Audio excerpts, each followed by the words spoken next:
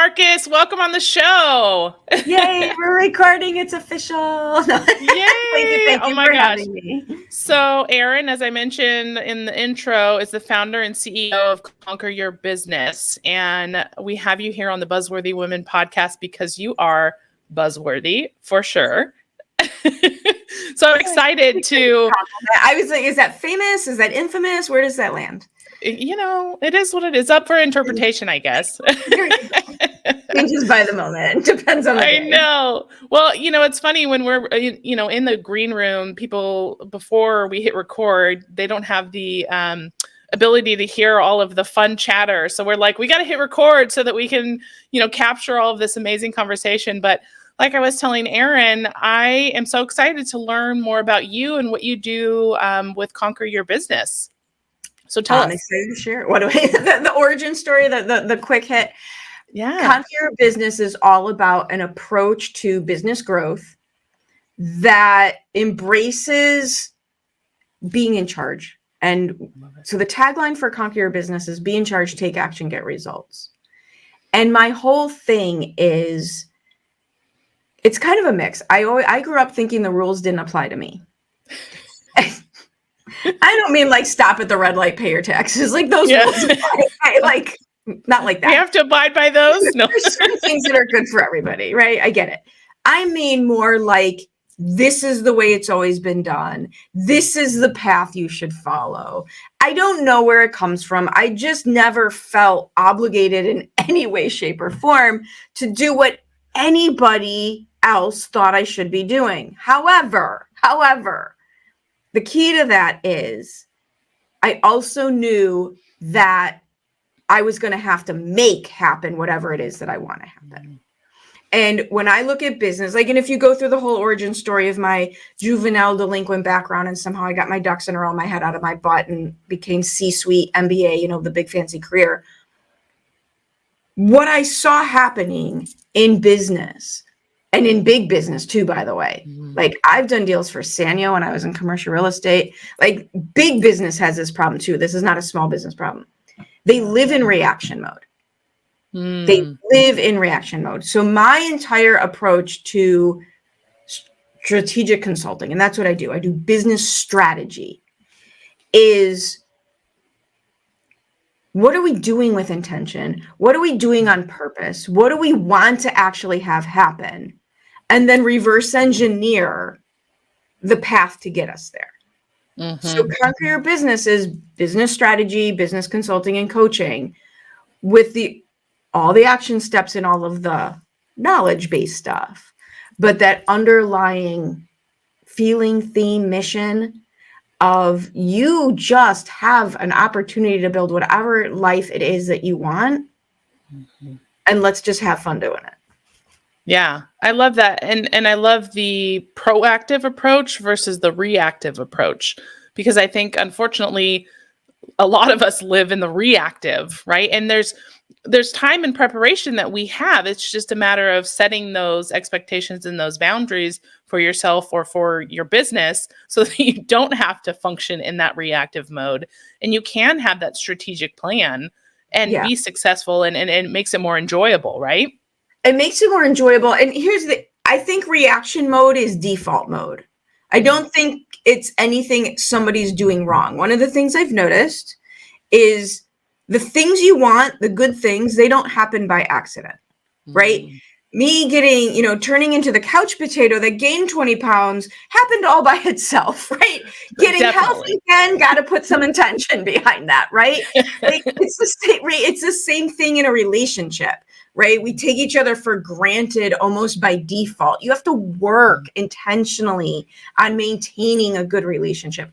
It's just neuroscience. It's just neuroscience. So rather than beating yourself up about being bad or wrong, it's neuroscience. But that also means you can affect it. You can change it. You can decide, choose something else. But then you have to put your intention behind it.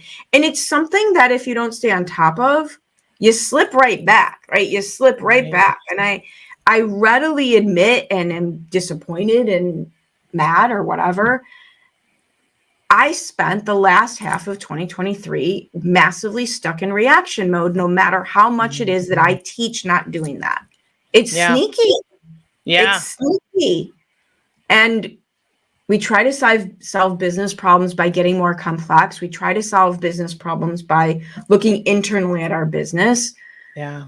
And so like by the end of the year, I did an exercise that I removed all the dots in my business. I removed all the dots. If there was more than 2 steps in between what I wanted to have happen and what I was doing to get there, I stopped doing it that way. Oh, I love that. I got rid of the complexity. I got rid of the do this, then that, then this, then that, then this, then that. And okay, fine, we're here. And it put me way, way back in charge. Mm-hmm. And as soon as I did it's like everything changed. I love that, because I think, there's something beautiful about the end of the year, beginning of the year, because it's almost like forces you to reset, right? To take a perspective look and, focus on what you want to do moving forward. So I love that you took that approach, and I love the dots. I'm like thinking, how many steps do I have between all of these pieces? Right. And it's fine to have that. It's perfectly fine to have complex go-to-market strategies. Right. Once your business is ready for them. Yeah. When you're like, that's the caveat. Like, once your business is ready for them. I had them. Yeah. They worked until they didn't work. And the thing that had me feeling that I was in reaction mode is I didn't jump out ahead of them fast enough. Right. I looked at all my metrics, and the one thing I'll say is your gut. You got good gut instincts, but your feelings will lie to you. And my feelings were lying to me all over the place because I was in love with some of the things I was doing, and I was getting all sorts of engagement, and everybody told me how much they loved it. And I was working with people I loved, but it wasn't producing the results. Yes. It was all very warm and fuzzy. Yeah. Until you had to pay the bills. Oh my gosh. Like, seriously, I feel like I have been having these internal conversations with myself for the last 5 months. Yeah, exactly. So I removed the dots. I went back. Like, one of the models that I use is, am I working on growth? Am I working on leveraging? Or am I working on scaling? Yeah. And today, business problems that you need to solve now, scaling is never the answer. Yeah. Right. You've got to go back to the growth model. So that's what I did. Scaling was working until it wasn't working, which is fine. The market, like, it doesn't mean I did anything wrong. The market changed. I changed. Everything changes. Yeah. So, okay, let's take a step back, go back to growth, put ourselves in charge, make everything much less complex, get the new ball, get the momentum again that we wanted. And then I can move to leveraging. Then I can move to scaling. And what's so amazing, I'll let you know, only one other person knows this. Oh, literally. Goodness. Now we're going to share with my millions of followers. My boyfriend has not even heard this story. But this is how this works. This is why this is so amazingly beautiful. The last half of last year did not work for me in any way, shape, or form that I wanted it to. I had to move from scaling and back to growth. Now, if I wanted to, I could sit here and wallow, and there was a moment of that, still human.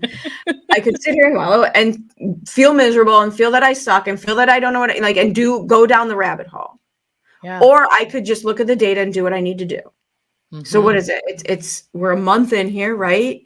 Yep. And it finally clicked yesterday how this needs to happen. And I will tell you, the 3-year scaling plan that I now have is so monumentally better, like exponentially better. We're talking 10 times as easier than 2 times better. Yeah. Than what I had planned for and failed at last year. Like, you can't make this up. Yeah. Sometimes how does that go? How does that go? The diversion is for your protection. The redirection is for your protection. Yes. It's meant to happen that way. It's meant to happen. If what I was trying to do last year would have worked the way I had thought it would work, I wouldn't be anywhere near planning for what it is that I'm planning now. Yeah. I love that. And, I love I love these kind of three categories that you mentioned, the growth, the leverage, and the scale. And I'd love for you to kind of touch a little bit more on each of those and how somebody can recognize what stage they're in and when they can go to that next stage. Awesome. So growth is just about, I need a little bit more. I need a little bit more money. I need a little bit more clients. I need like another person to help me. Growth is just more of what you have, right? Okay. I love that. Most today business problems, more. I just need more. Just a little more. Simple solutions, simple direct problems. Leverage is addition. Leverage is when you're out of days you're out of hours in the day, you're out of days in the week. So you can't make any more money doing it the way you've been doing. And yeah, I understand you can raise your rates infinitely, but that's not really realistic. We can say that all we want, but there's got to be a market for it, right? There's got to be more, and very few people can actually pull that off. I mean, there are life coaches out there that charge $100K, $500K, but not everyone. Right. It's a different world. That's a different business model. So let's be, for those, I'm from Chicago. We're good people here in the Midwest. So we're going to talk, we're not talking about New York and California right now. Oh, hey. We're talking about us normal people in the middle. Nice Midwestern folks. Midwestern people charging good amounts of money for what we're worth and not asking for, God forbid, too much, right? Don't even get me started. We can have a whole show about that. But leveraged is what happens when you need an additional return on your investment. So for example, in a business model for a coach, a consultant, you have a group program instead of only having one-to-one offers.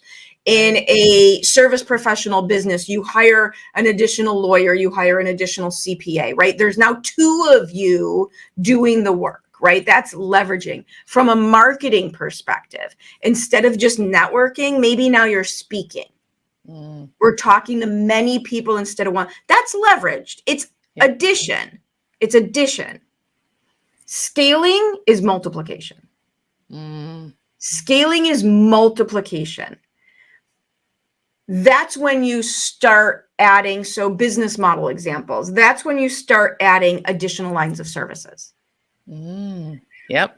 Marketing perspective, that's when you start adding passive income through automated funnels. The mistake I watch people make every day, and I just want to throw them a life raft, is they jump from growth to scale. And when you jump over leveraged, you will run out of, if you hit your bandwidth in the growth model, you're out of hours in the day, you're out of days in the week. You need more money, you want more money. You don't yet have the resources from time, money, energy, effort to scale. You're not there yet. You're trying to jump steps. Yep. And you watch these people, I need more money, consultants, coaches were fantastic at this. I need more money here. I'm going to go launch a course. Yeah. But if you haven't maximized the leveraging, you're not ready for scaling because you don't have enough time to do a good job. You don't have enough money to hire the professionals to make sure it works. You're already out of hours in the day and days in the week. If you haven't gotten a leveraged, you don't have enough audience to make it work. Nobody knows who you are. Yep. My friends in my world will tell me I'm prolific on social media. Not enough to launch a course. Do you see what those people have to do? So once you're talking about scaling, you're now talking about the business owner, CEO, lead salesperson is now truly the owner, right? Other people are doing all the things. You've really gotten away from business doer into business owner. Leveraged is that middle step. So how do you know where you're at? Well, I mean, I actually have a thing that you can download for free that we'll give to everybody, but it's got 9 different categories and you can circle it. It's fun. I love it. Yeah, we'll do that. But it's the brutal, honest conversation you have to have with yourself. Yeah. So one of the things I look for, am I trying to solve problems that need my active intention with passive solutions? Mm. And by active and passive, I don't mean how much work it is. I mean how much influence you have over the situation. Yeah. Right. When I'm speaking, when I'm on stage, I have an event next week.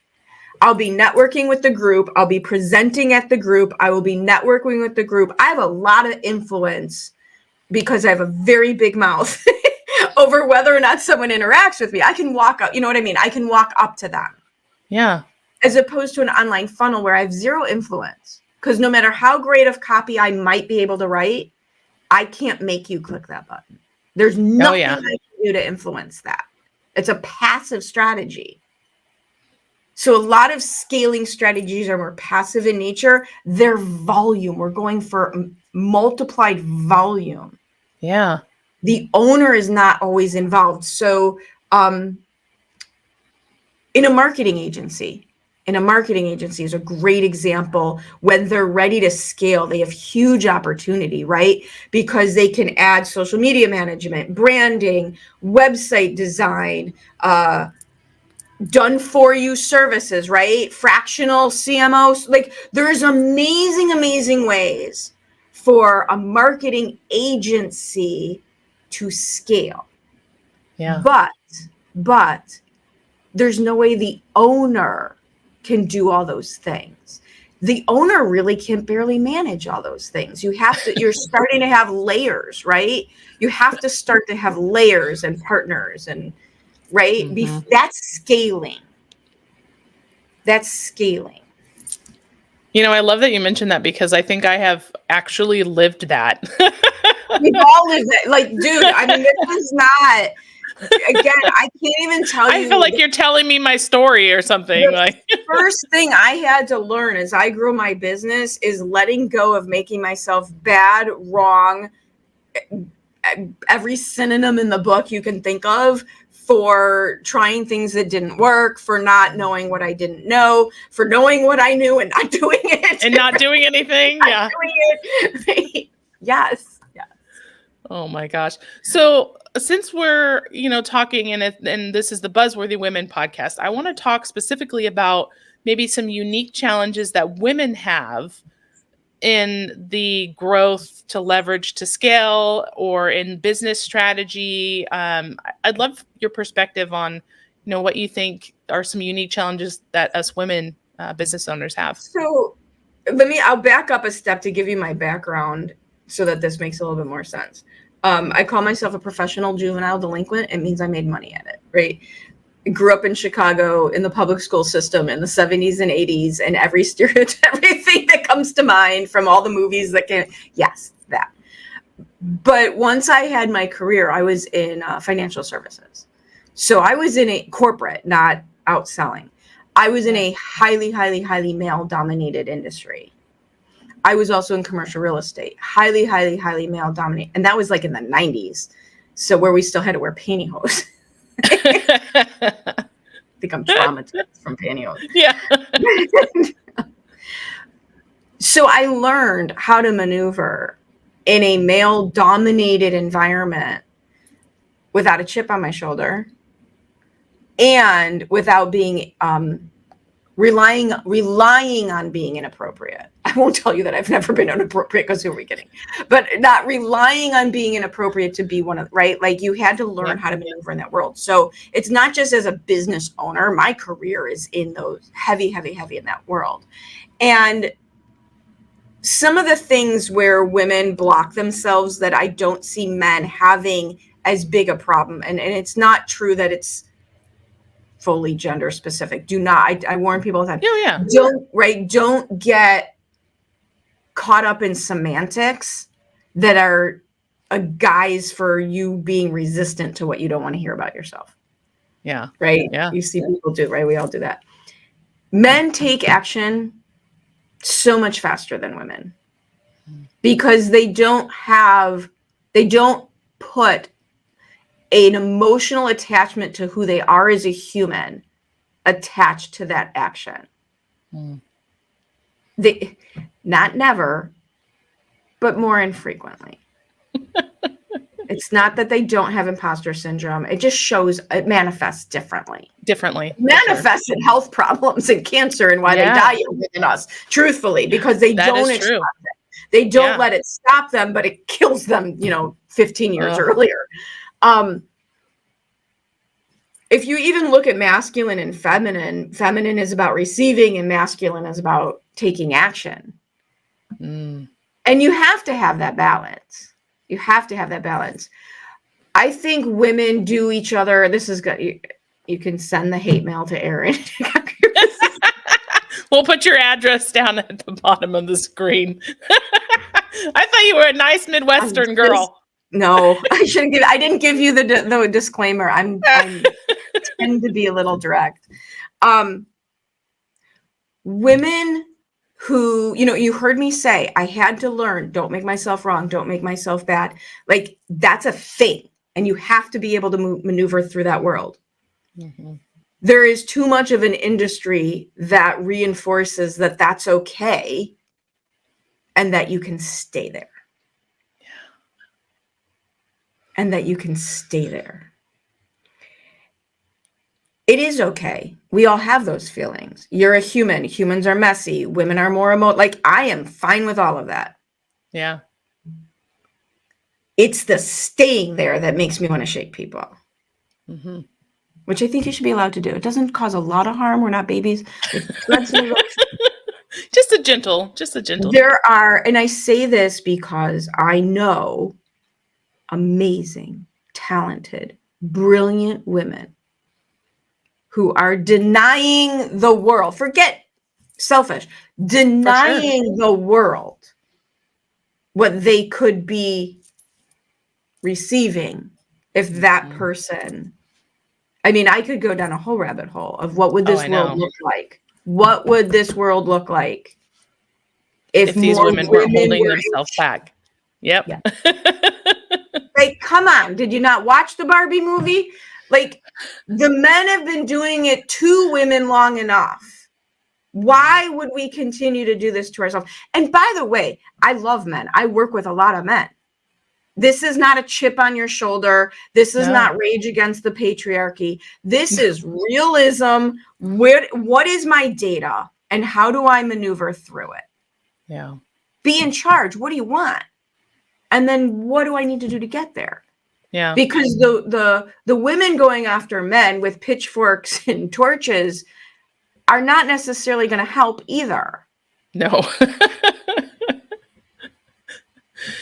No, I know. And then, the other thing that I see a lot or hear a lot is women knowing their value. Yeah. Not necessarily, outside of, taking action, that sort of thing, but knowing their value. Knowing their value. And you want to know where it comes from. And this is going to be the most asinine comparison, or maybe you're into it. And I don't know why I've become so invested. You want to know where it comes from? Tell us.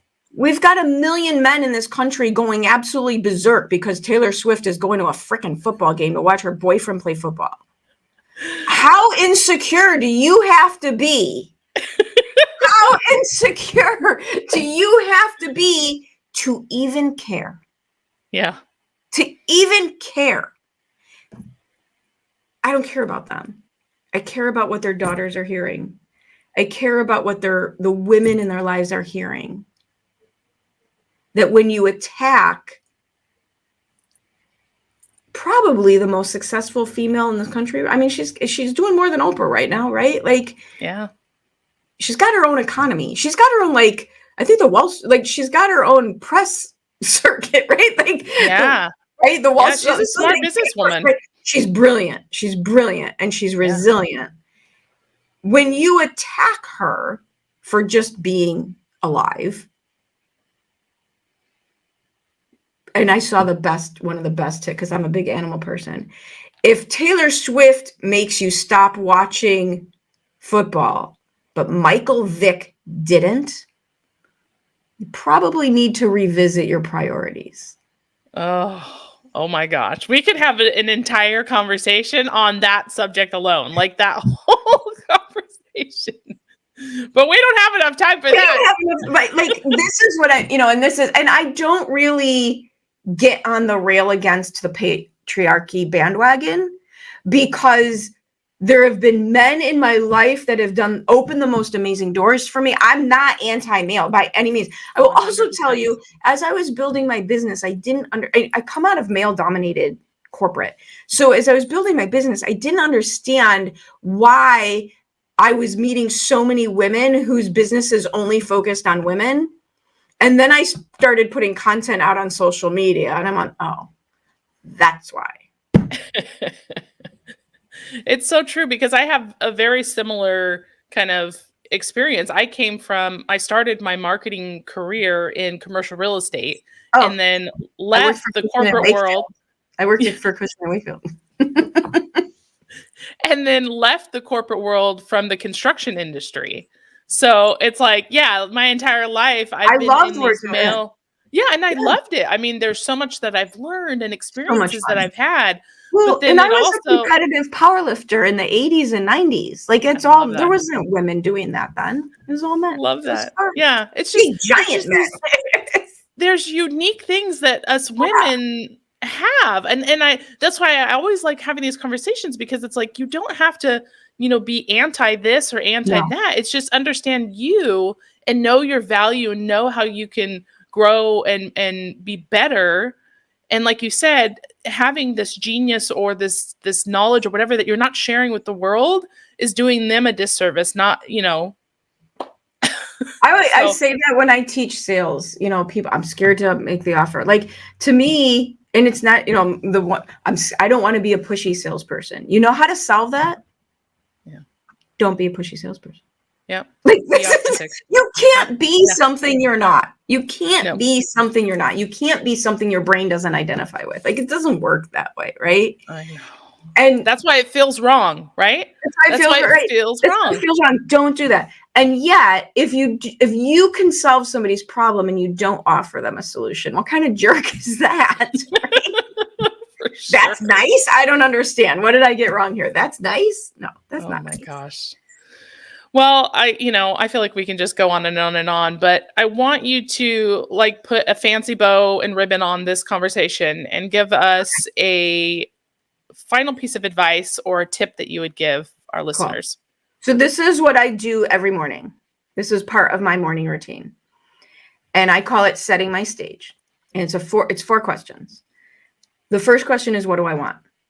What do I want? This is not vision casting. This is like today, this quarter. I do this when I'm working on something. What do I want? Something short term.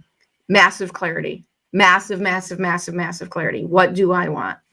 One, maybe two things. The second question is, what do I have to do?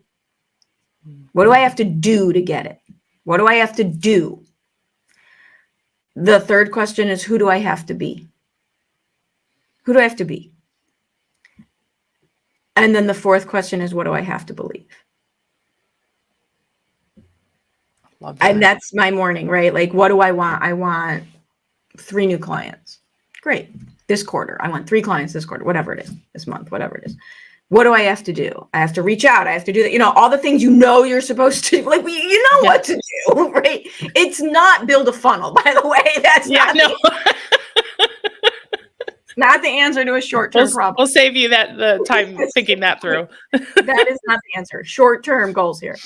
Who do I have to be? I have to be confident. I'm very, one of my problems is I'm very casual.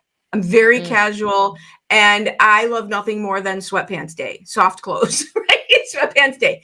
And so, but that I don't have to be fancy, but I do have to look put together. Mm-hmm. And I have to remind myself of that, because I have no problem. I could very easily end up on People of Walmart. This is not a new problem. This is not a new problem. When I was married, he'd see me walking the dog and he'd be like, you could tell you're married. Nope, not a new problem. Right? But I have to remember that. Who do I have to be? Mm-hmm. I have to be confident. I have to, whatever it is. And then what do I have to believe? I believe I'm worth it. I believe it's possible. That's a big one. I have to believe it's possible, because it doesn't matter what action you're taking if you don't believe it's possible. Yeah. And the other one I'll give you, I have to believe, this is a big one for me. I have to believe that previous failures are not an indication of a lack of future success. That one shows up a lot. That one's huge. I One love shows that. That's amazing. Well, Erin, I am so grateful that you and I have had this conversation. We've been able to meet. I feel like we're going to continue chatting. I'm coming on your podcast. You have nothing else to do today. Yeah, I know. Cancel my day. We're just going to sit here and chat. I love it. How can people get in touch with you if they want to work with you or learn more about, what you have to offer? Yes, it's all right at conqueryourbusiness.com. So you can get a hold of me. You can get to my socials. You can get to my podcast. There is a resources page that has a growth profiler on there. You can download that. It is all at conqueryourbusiness.com.